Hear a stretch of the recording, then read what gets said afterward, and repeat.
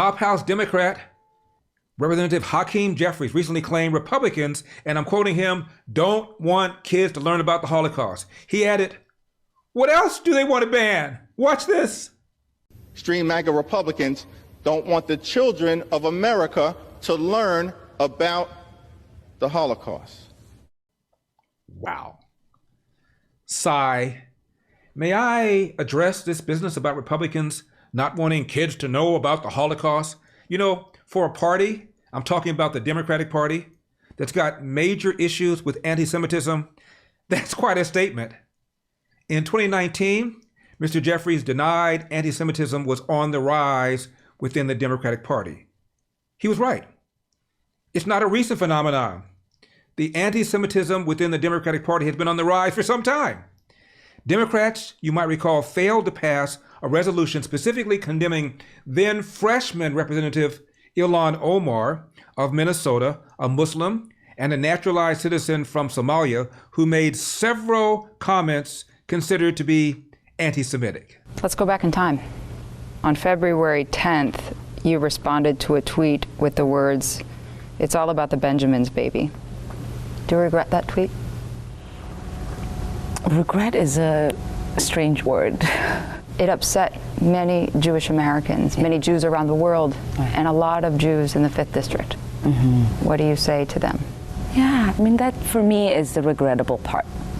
And what is regrettable about that for me is that sometimes you could be so blinded to how certain words could stir up feelings of pain for people. You apologized for that tweet. I did. Regret is a strange word, she said. She also accused politicians who support Israel of dual loyalty, explaining, and I'm quoting her, I want to talk about the political influence in this country that says it is okay to push for allegiance to a foreign country, end of quote. In 2012, she tweeted, and I'm quoting, Israel has hypnotized the world. May Allah awaken the people and help them see the evil doings of Israel, end of quote.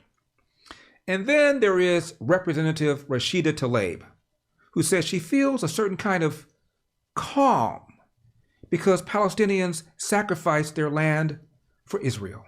It was my ancestors, Palestinians, who lost their land and some lost their lives, their livelihood, the human dignity, their existence in many ways have been wiped out, and some people's passport. I mean, just all of it was in the name of trying to create a safe haven for Jews post the Holocaust, post the tragedy and horrific persecution of Jews across the world at that time.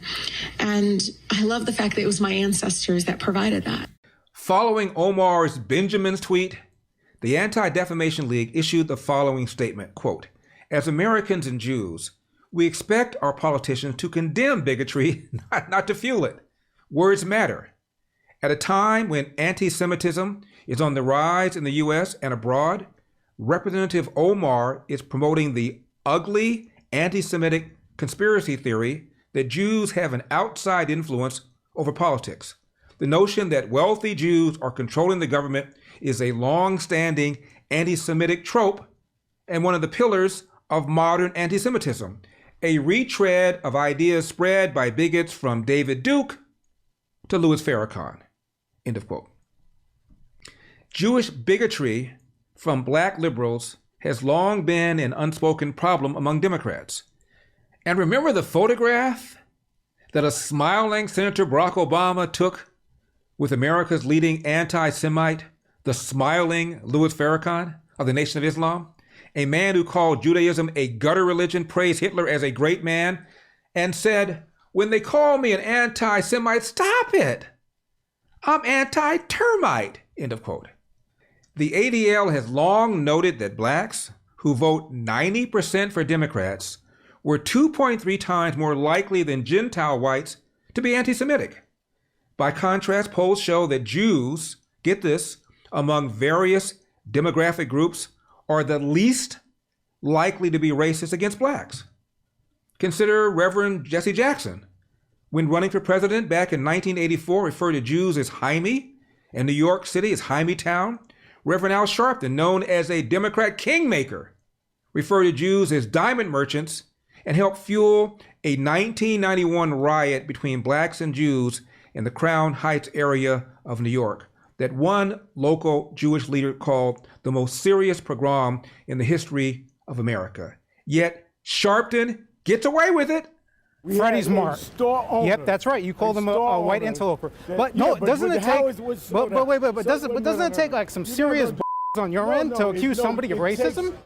Former Representative Cynthia McKinney, Democrat from Georgia, a critic of American support of Israel, served 2 stints in Congress. Her father, a state rep for Atlanta, was asked on television days before his daughter was defeated in a 2002 primary why she faced such intense opposition.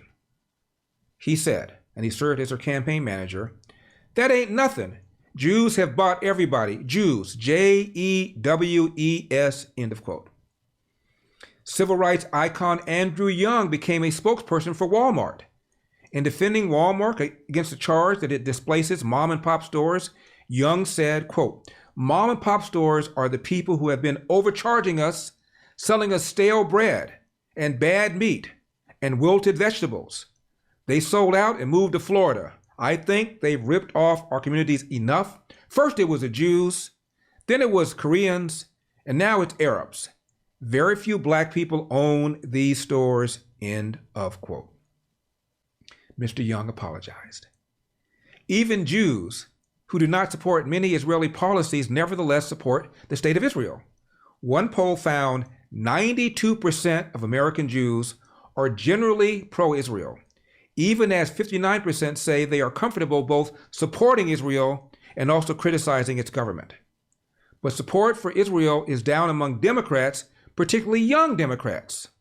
A Gallup poll found liberal Democrats are the only party/ideology group not partial to Israel in the Middle East conflict.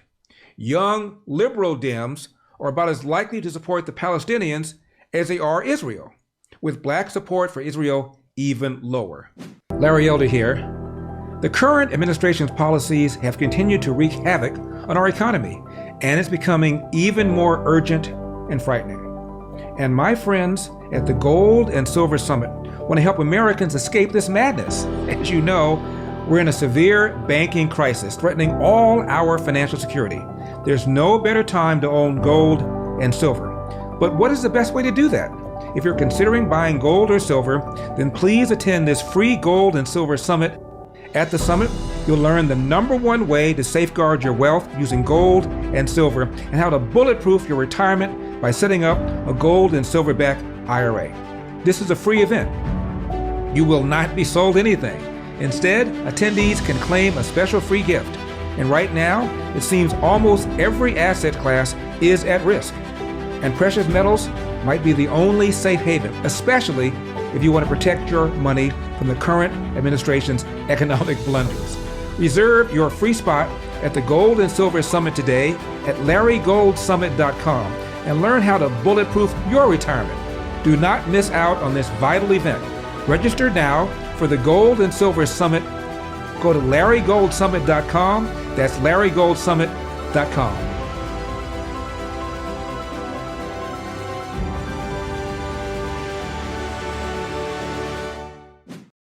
An Economist YouGov poll that asked whether Israel is an ally found that only 19% of blacks and 22% of Hispanics agreed. Democrats have a huge problem with anti-Semitism, and Representative Jeffries has industrial-strength cashews to claim Republicans don't want schools to teach about the Holocaust. And that's the Elder statement. Now, go ahead, make my day. Call her a sellout. We have adopted some wrong standards. We are judging our men many times by the wrong value system. We are using his children sometimes against him. We have been told that the only benefit that a black man provides in a home is money, and if he does not give us money to take care of those kinds of financial provisions, that he has no value. And what my research has proven to me is that a black man, any man in any home, provides much more than financial support. The man provides guidance, instruction, discipline for the children, which we sorely need in our black homes. He provides gratification, fulfillment, protection. I mean, there's so many other values, and these values are the ones that are missing in our children today, which is why many black children are in the street, out of control themselves, disrespectful, don't have any regard for anyone. And most of us are scared of them, and everybody else is, because nobody has a way into them to try to gain any control over them. So I maintain that a return to traditional family values, certain clearly defined gender responsibilities for black men and black women in running a home and a relationship will help us to produce a better child. And if we produce a better child, certainly we'll have a better future and a better nation. Unfortunately, as I say, since money has been used as the measure, many times if a black man does not have money to give us, we won't even let him see his children. We won't let him spend any time with it because he does not give us whatever the child support is. And I'm not saying that we don't need money to raise a child, but I try to explain to black women that raising a child consists of much more than feeding, clothing, and sheltering it. That's maintaining one. To raise one, you need a return of the parental coalition of the father and the mother to put the proper values into the child. Many of our boys, when we raise them alone, they grow up with the female emotional mechanism.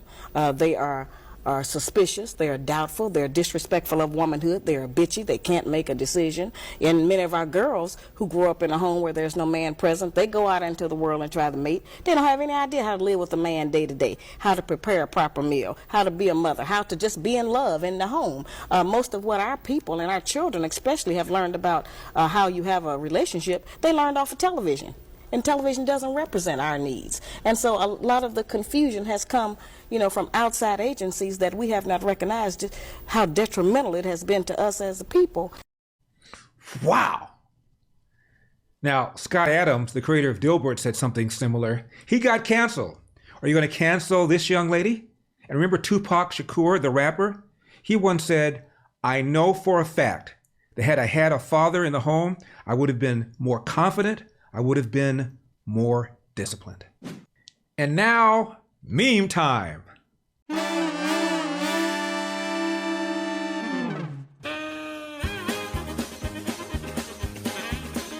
Scientists warn that within 6 months, humanity will run out of things to call racist. Manhattan DA Alvin Bragg is asking the grand jury to indict and arrest a ham sandwich once owned by Donald Trump. The ham sandwich, through its attorney, denies being assembled, purchased, or eaten by the former president. I'm not hungry or homeless.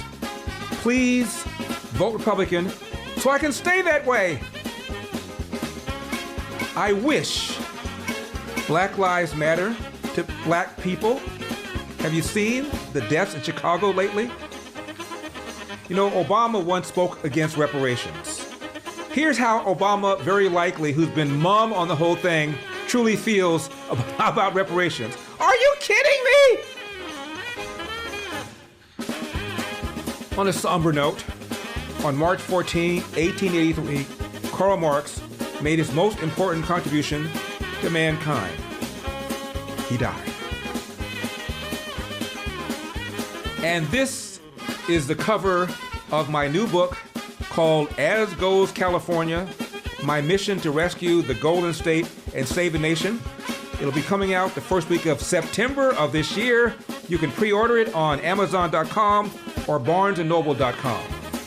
When we come back, your calls. Now, I know you love the show, so please hit that like button, hit that subscribe button. Let's get our subscriptions up. And scroll down, get on our mailing list, because from time to time, believe it or not, YouTube has issues with our vids. I don't know why, but to make sure you don't miss any, get on our mailing list. And also, you see that little round button there? It says donate. Throw a little something in the tip jar. Make sure we can keep getting you candid, hard-hitting, honest programming. Finally, Larry with Epoch, EPOCH.com. That's Larry with Epoch.com. I'm Larry Elder. This is the Larry Elder Show for Epoch Times. Remember, we've got a country to save. I'll see you next time.